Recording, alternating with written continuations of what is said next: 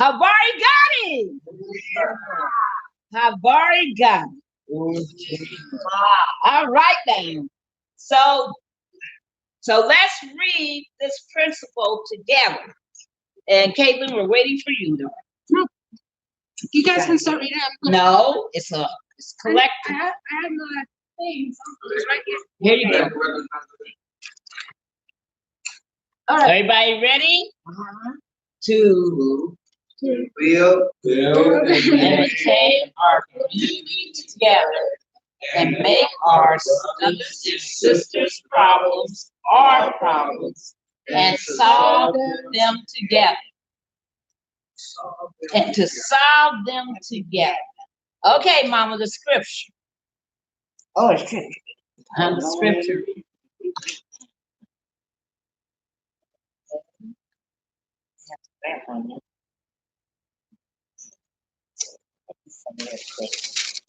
Oh, take your time. Take your time. Kwanzaa, Kwanzaa, Kwanzaa. It's an African holiday. Kwanzaa, Kwanzaa, Kwanzaa. It's an African holiday. 7 principles, 7 days. It's an African holiday. Oh, Kwanzaa, Kwanzaa, Kwanzaa. It's an African holiday. Mama, take your time. That's okay. So, when we talk about Ujima, a lot of people love this. You know, this one and Ujima are two of the most popular. And it's because people love the idea of collective work and responsibility.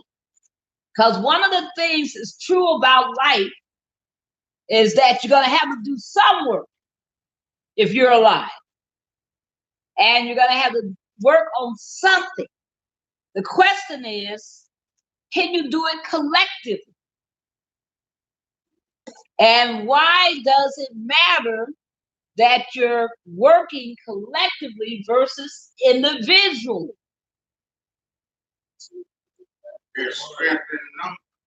Uh-huh. There are certain things that you can't do by yourself. You can only do together. Like, you know, recycling. You know, one person recycling doesn't do anything. But if everybody does it, it makes a difference. Mass numbers, huh? Yes. You know, and it says to make your brothers and sisters' problems your problems. Why is that important? We got to work like solve them together. Mm-hmm. It makes it easier to understand. It makes it easier to solve the problem. You know the problem of your brother and sisters. Not like, but just like your community. You know, trying to solve it together makes it better. Well, you know, people walk down the street, they see homeless people, they say that's their fault. That's their problem. And walk right over them, right by them. People see folks in accidents, don't stop to help. Well, people are also inherently selfish, so if we can turn that inward selfishness outwards and really make other people's problems our own, we're gonna try a lot harder to help somebody else. True. And voting. You know, like, go ahead.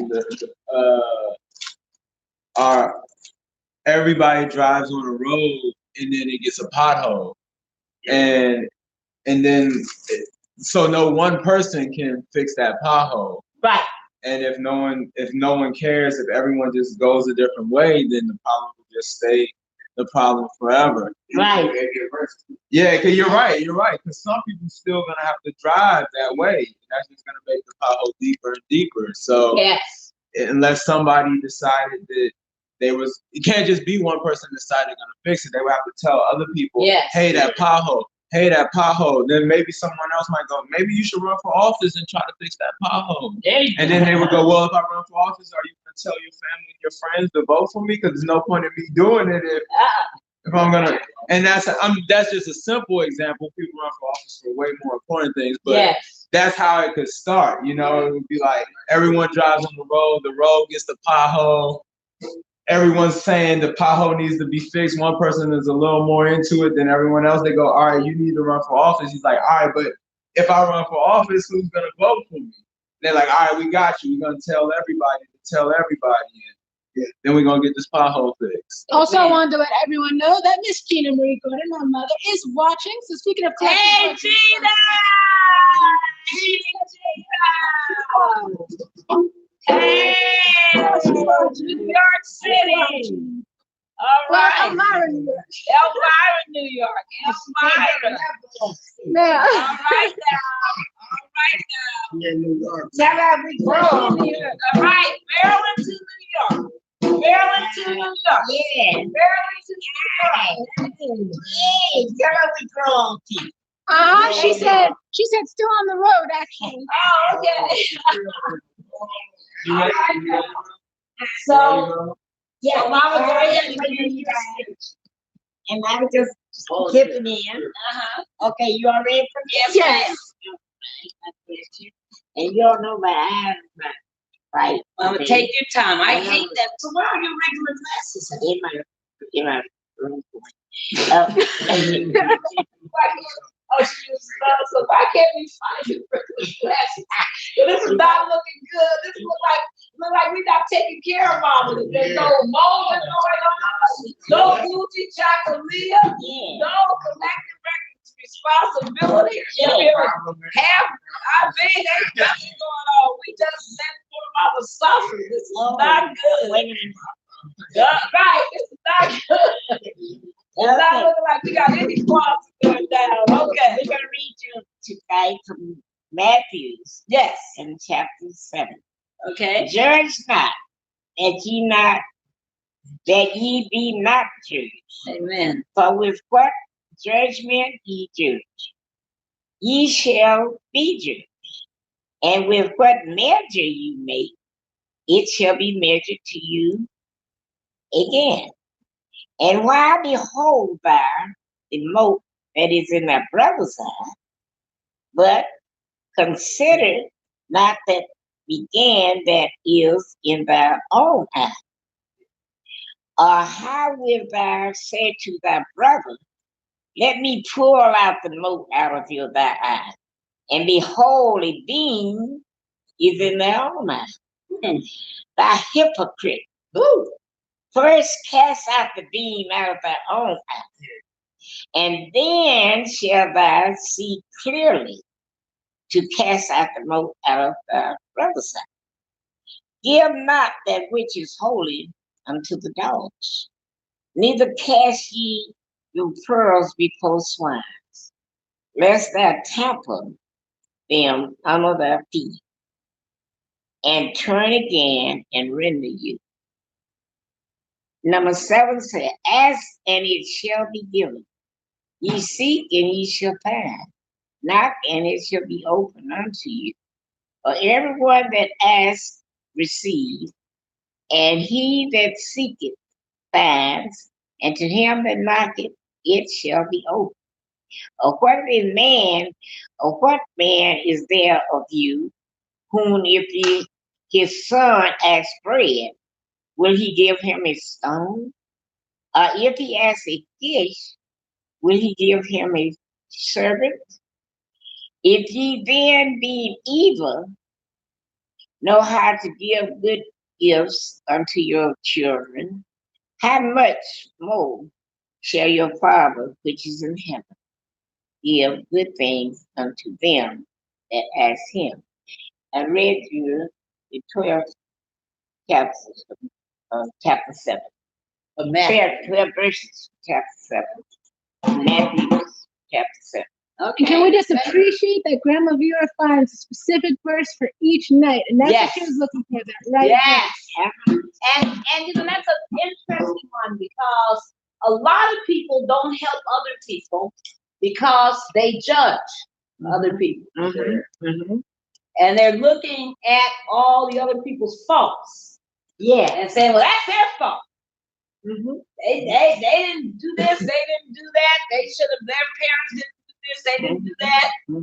And make like people say about the children in cages at the border. That's their parents' fault. Yeah. But nobody made our government put those kids in cages and mistreat them, break them up, and all that. Nobody made that, but people say that's their fault. Yeah. Or when people go to vote and they're not able to be found in the voter registration rolls because somebody purged them illegally, they say that's their fault. Yeah. Everybody's always judging. And we're always, but when it comes to ourselves, what do we want?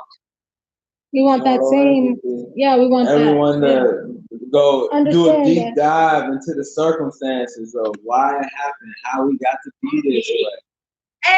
When we're late to work, we want to give the full story of why we're late. But when someone else late, we don't want to hear it. Right. Just go, just get to work.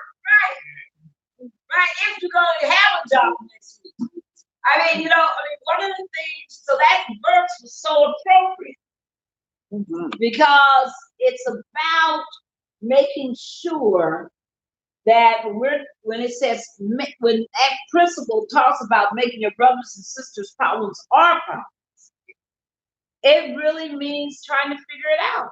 That's right. As everybody knows, we can turn off the camera for just a minute. Oh, it's live. You can't. We'll talk about it after the show, after the public. So we got issues going on right now in our family that requires where all of this is at stake. These questions about judging, bad judgment, people got issues, problems that are significant. And the question is, how do we respond responsibly, passionately, with empathy, but at the same time, realistically. So there's a lot that these principles aren't theoretical. They're, as we've been studying, they're about commitment and what's the other word? Practice. And practice. And there's real practice to each one of these principles. So because we're getting so deep into it, let's light the candle. Invoke the ancestors. Yes, I know.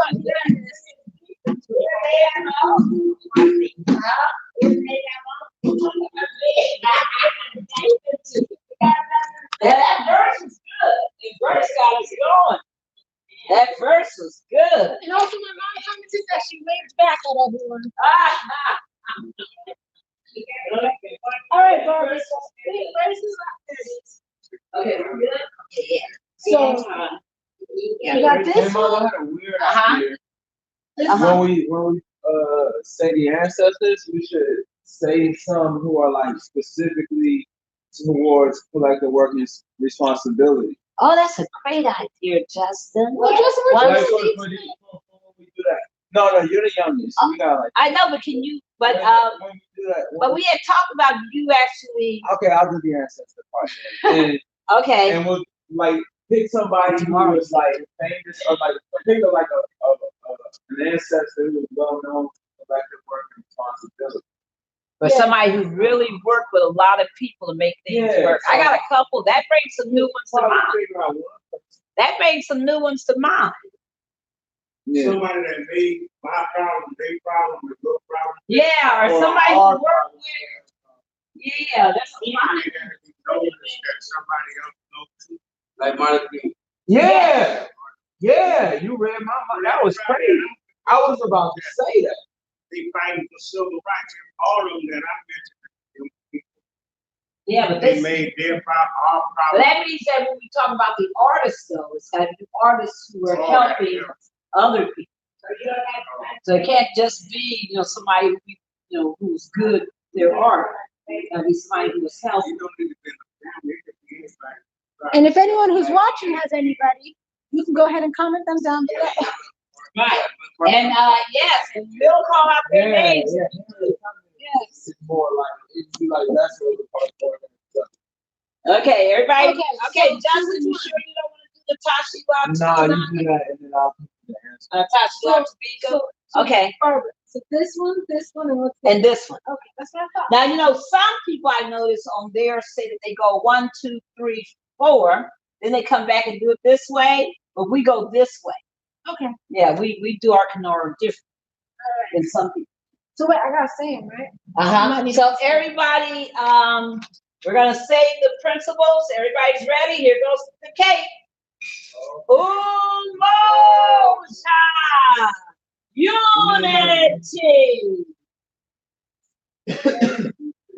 Kuji Chakalia, self-determination. Ujima, collective work and responsibility. Go on, Justin. Wait a minute, hold on. Ujima, collective work and responsibility. All right, so 3 candles. For the 3rd day, we have 3 lit candles. And we are so happy that we've got to come this far over the last 3 days of celebrating Kwanzaa. All right, Justin, take it over. All right. To get us started, I'm going to read the libation statement, Tashi La Kabiko. And I'm hoping that Anthony or Justin will read it tomorrow. And so, everybody, your glasses up. Your glasses up. Glasses up. All right. Our fathers and mothers came here, lived, loved, struggled, built here at this place. Their love and labor rose like the sun and gave strength and meaning to the day. For them then who gave so much, we give in return on this same soil. We will sow our seeds and build and move in unity and strength.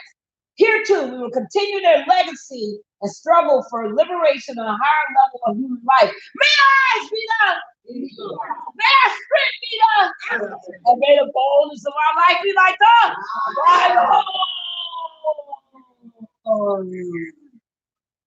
All right.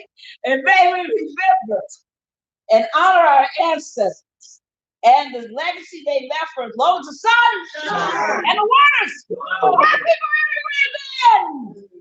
for Shaka, Samoran, and Zinga, and all the others known and unknown who defended our ancestral land, history, and humanity from alien invaders. For Garvey, Mohammed, Malcolm, and King, Harriet, Fannie Lou, Sojourner, Bethune, and Nat Turner, and all the others who dared to define, defend, and develop our interests as a people. For our children and the fuller and freer lives they will live because we struggle. For Kawaida and the Nguzu Saba, the new system of views and values which gives identity, purpose, and direction to our lives. For the new world we struggle to build, and for the continuing struggle through which we will inevitably rescue and reconstruct our history and humanity in our own image and according to our own needs. Hooray!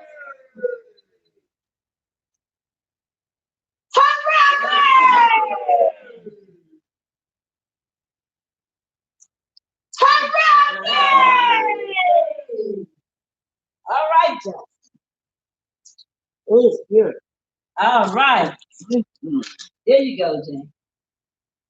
There you go. I'm so happy. Let me put some more in there. Oh, that's enough. I still haven't. It's funny. I came up with the idea, but I still can't even. I have a couple. Okay, good. I have. All right. Okay. Everybody ready? All right. So, collective work. D'Anthony, collective work and responsibility, and ancestor who. I'm gonna say, I'm gonna throw Martin King. Yes. Harambe. Harambe. Mary, She built that house. Marianne Shad Carey.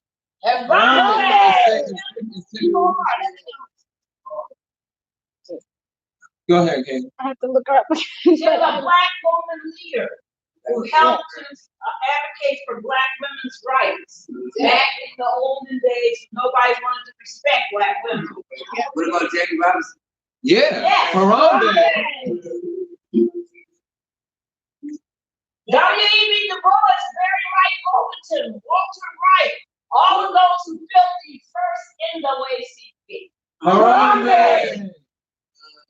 Jesse Owens? Harambe, the track star. Harambe. Harambe. He did so much for black people. He didn't go to an army, never thought that he had his rights don't feel. And he gave millions. He built black colleges, black schools, people through college, scholarships. Harambe. Harambe. Who? Rosa Parks? Oh, yes. Harambe. Harriet Tubman. Harambe. Eddie Edwards. Harambe. Without her, none of us are sitting here. All the black soldiers of the Civil War. All the black soldiers of the Civil War. All the black soldiers of the Civil War. Harambe. As they call them, the U.S. colored troops. It was the U.S. Colored military troops. USMT. USCMT. Yes. Frederick Douglass. Harambe.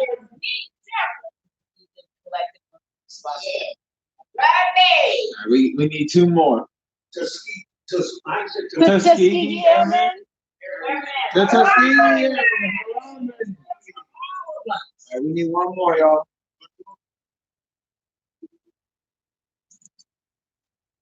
There's one on the tip of my tongue Oh, that that's went a away. lot. Ida P. Wells Barnett. Harambe. Ida P. Barnett was a black woman who was a journalist, and she exposed lynching all over this country and fought to try to get the Congress to outlaw lynching, and Congress refused to outlaw lynching. And still hasn't, to this day, outlawed lynching. Harambe. I got him. Harambe. So to Ida B. Wells Barnett, always. Harambe. Got one. Hold on. Yeah, let's do these. I love this. Thank you, Gaston. The first black, you might know her without me having to look it up. The first black woman who was the best-selling author. I want to say. I'm You gonna have to talking look. about Augusta Savage? No. A writer? Yeah, woman. It's from like the 50s. You should be able to just put in first. Well, there's all kind of black women like Yeah, Gwendolyn she- Brooks. There's Toni Morrison, Maya Angelou. There's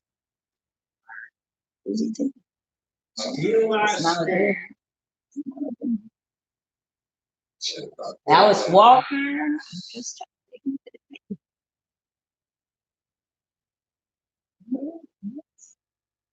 Oh, I'm so Well, sorry. Who was the first the congressman that made that wonderful speech when he exited? Oh, George White. George White. He was a congressman in 1901, the last of the Reconstruction era congressman. It would take, after his death, it would take 60 years before anybody black would be elected to Congress from the South. 91 years before anyone black would be elected again to the Congress from North Carolina. 91 years. But he said, when they drove him out of Congress, he said, like the phoenix, the Negro will rise again. And we will be back. And it took all those decades. But guess what? We back! We back! Ain't no more going around to the bad door. No, we back. Who else you thinking about, Justin? Sonia Sanchez? I'm trying to think of who you're thinking about. Well, you said 50. They started in 1970. That's too early. It's someone before. I should have. What kind of writing did she do? Oh, she did writing about like Negro stories. Oh, Zora Neale Hurston. Zora Neale Hurston. Then you told me that, I got it. Zornell Hurston. Zornell Hurston. Zornell No, Hurston. she did. Zornell Hurston grew up a little girl. Yeah. She used to hear a bunch of. She used to hear all her elders tell stories. There you go. Zornell Hurston. But then she had like I think one of her parents died or like it went bad, but she ended up being like a maid working for other people, but then she got to like read a bunch of books, and then it took forever, but she finally finished school, and then she wrote stories, and she ended up being like the first Black woman best-selling author. She wrote like stories that reminded her of the ones she used to hear about when she was younger, but it was based on all her life experiences and having to go through it. Yes. Zornell Hurston. And you know, and one tragedy of life for Black women who were achievers back in the day, because there were no support systems for Black women. Zornell Hurston, like most people don't know this, but Zornell Hurston and Harriet Tubman died impoverished, in poverty. Oh, and poverty. In fact, Zornell Hurston, we only can guess at where her actual grave is. She died in a pauper's grave. They buried her in a pauper's grave without a headstone. And Alice Walker did a lot to resurrect her story, make people aware of her. And she went to the cemetery where they believed that they buried her and erected a headstone on what was the most likely place for her grave would be. But it just shows you that fame and fortune. You know, a lot of people will give their right on. Or if I could just be famous. Or if I could be the #1 music star, the #1 singer, the #1 this, the #1 that, the best teacher, whatever. People will give an arm and a leg for fortune and not understand that that doesn't mean anything. That you can end up being like poor Dr. Martin Luther King. People forget that when he died, he was the most hated man in America. Oh, I remember that. He was the most hated man in America. Yes. He wasn't famous and people were riding him around in Mercedes and chauffeurs and he had a big house. None of that was true. He was hated. And that fight for his Martin Luther King birthday that's coming up on January the 20th, everybody? That's really his birthday. No, his actual birthday is January 15th. Oh, yeah, the 15th called Canada. Right. But the federal holiday, of course, is a Monday. And so it's on the 20th. And people don't realize that every year when that bill was introduced to honor him, Jesse Helms and other people would get up and say all kind of hateful stuff about Martin Luther King and all the rest of this and blocked it for years. It took forever to get the King holiday. Forever. So it wasn't like everybody said, oh, he's dead. Oh, it's so tragic. He was murdered. He was assassinated. Let us do right, please. Please. I remember that.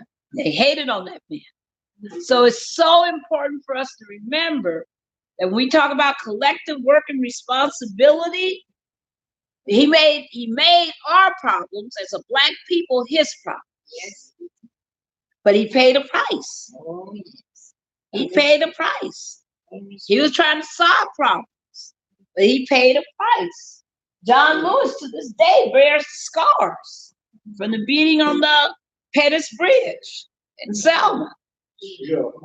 Right. He's still standing up for righteousness. And people got to understand that, you know, that sometimes to make other people's problems your problems, you got to sacrifice. But some people are like, I'm only doing what's convenient. If I got $5 extra, then I'll do it. Why should he have? I lost too. Right? No. People don't even go there. They just into. They don't even care if they march or not. They don't even care if they march. That's the jealousy factor. But a lot of people, they only want to do what's convenient and comfortable. Now Martin Luther King got streets and highways all over the United States. Exactly. Now he does, and he fought for it. Yes.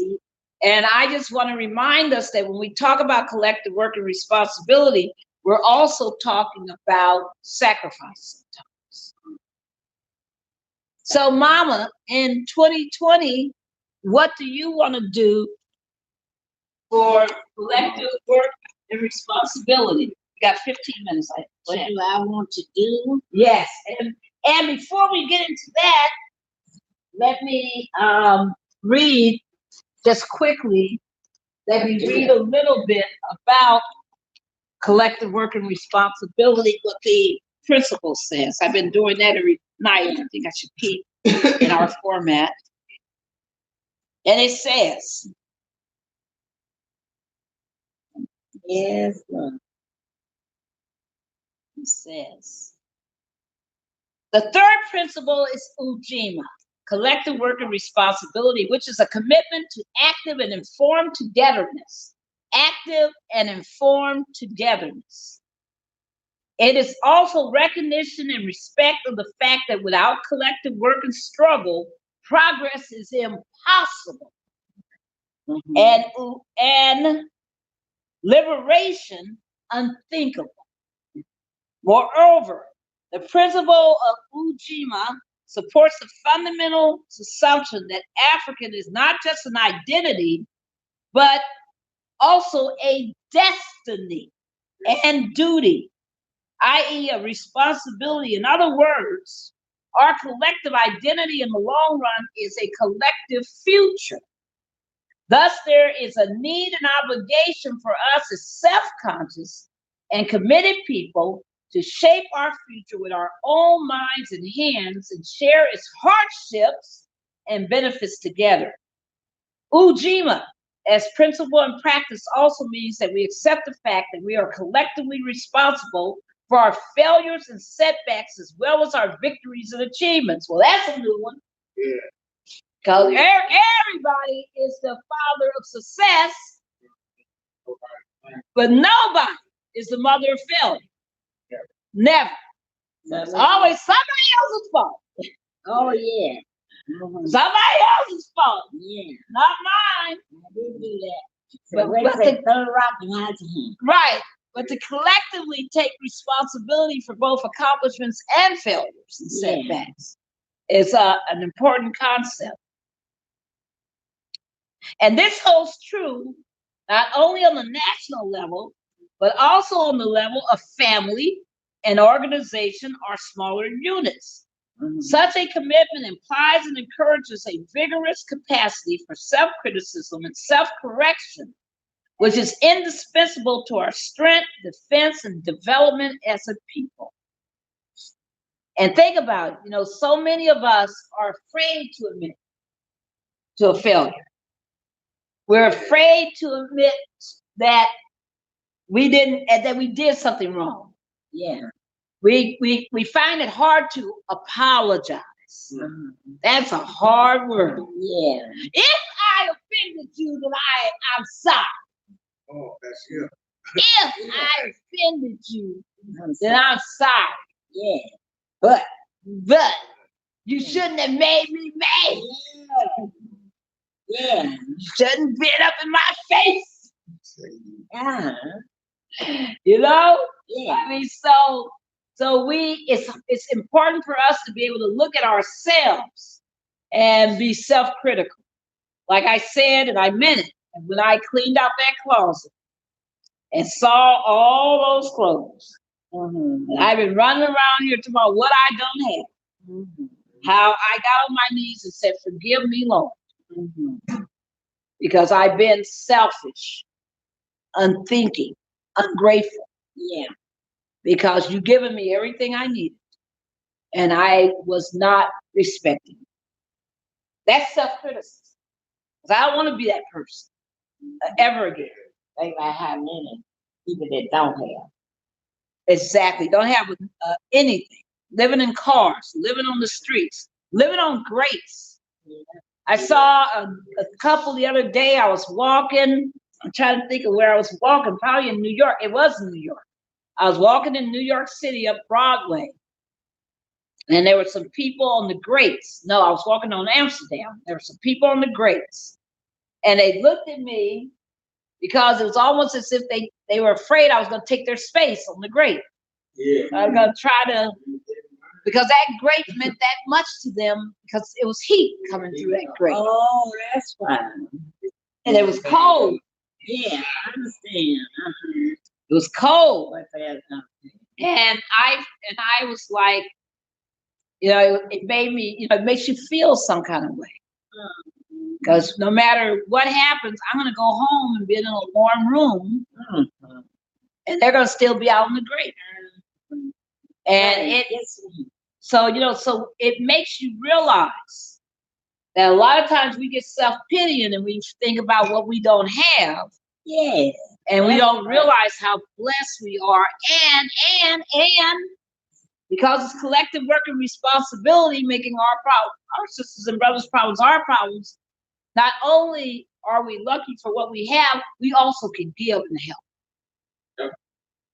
That in fact, it's our duty to give and help. It's not just something nice that you do. It's our duty.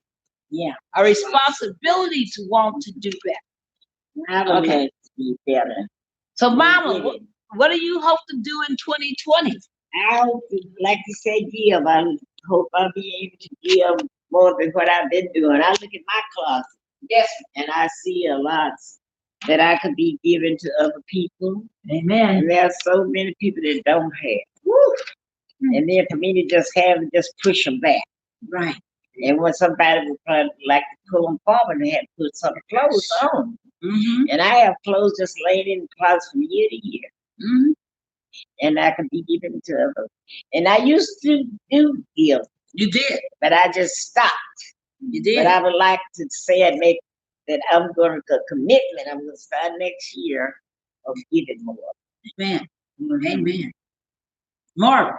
Yes. 2020. Collective work and responsibility. Yeah. In 2020, collective work and responsibility. I want to seek and see if I can help somebody, not what I just think. And just, see the people that need help and whatever I can do, help them. Because I realize the position that they in could be me also. That's right. So I'm going, not just for the reward of me getting somewhere in the end or anything. I would really like to, just help people that needs help because it's an easy thing to do if you have it. So I'm going to make it my responsibility.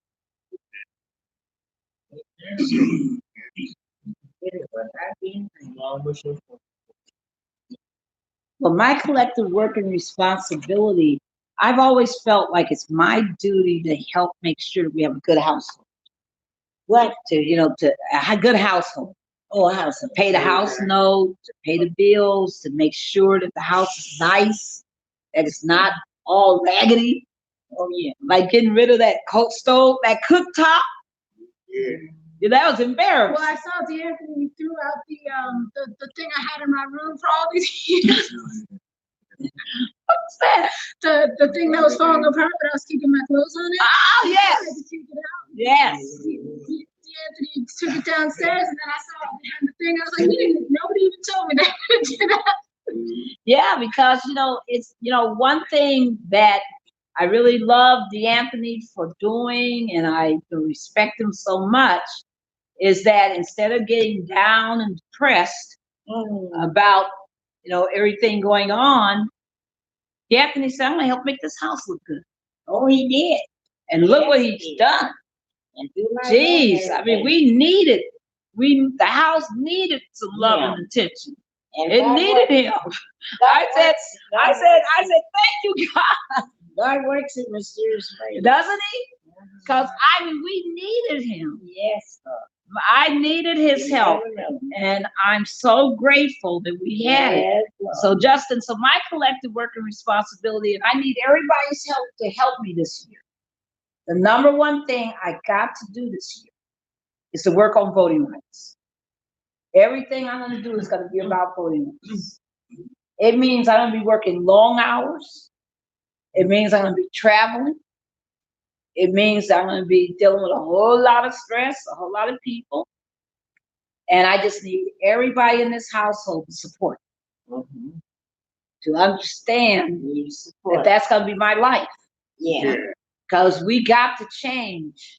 You can't allow people's votes to be stolen or denied or blocked. So it's so important that I have everybody's help in this household. Yeah, man.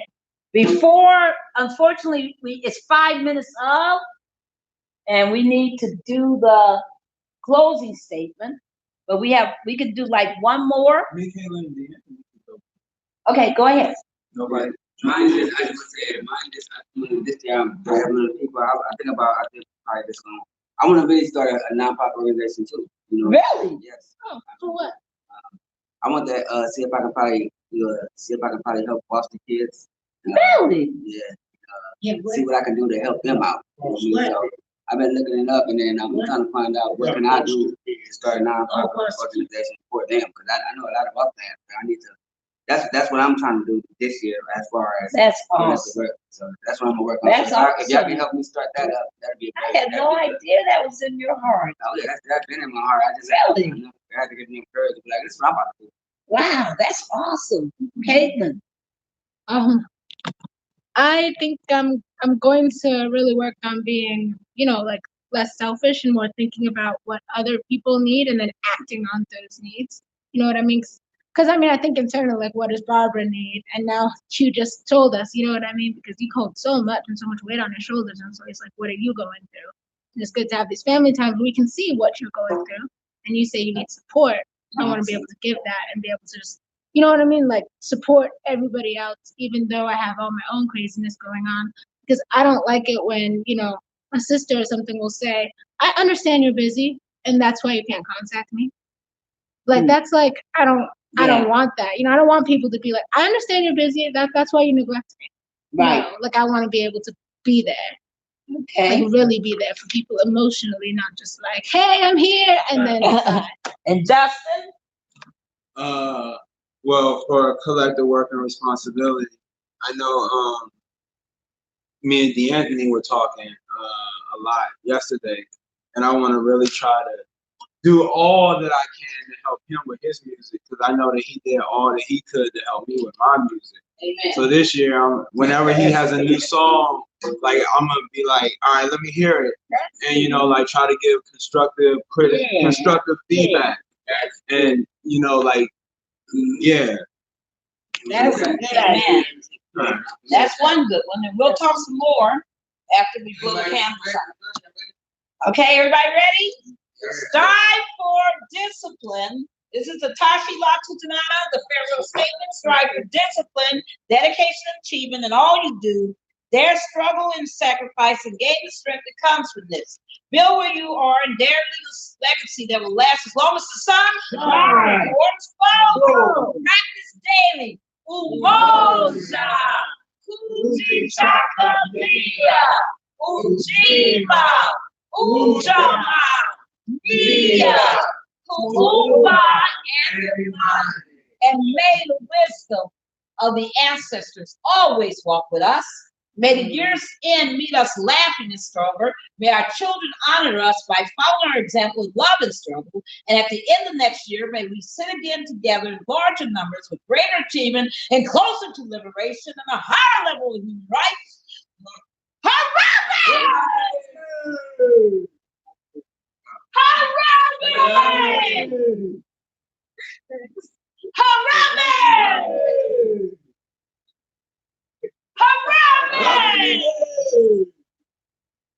Harambe! Harambe! And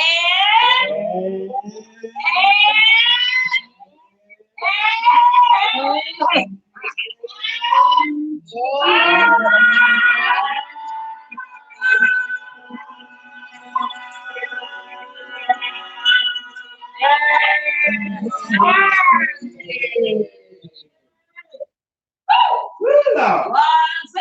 Kwanzaa, Kwanzaa. It's an African holiday. Kwanzaa, Kwanzaa, Kwanzaa. It's an African holiday.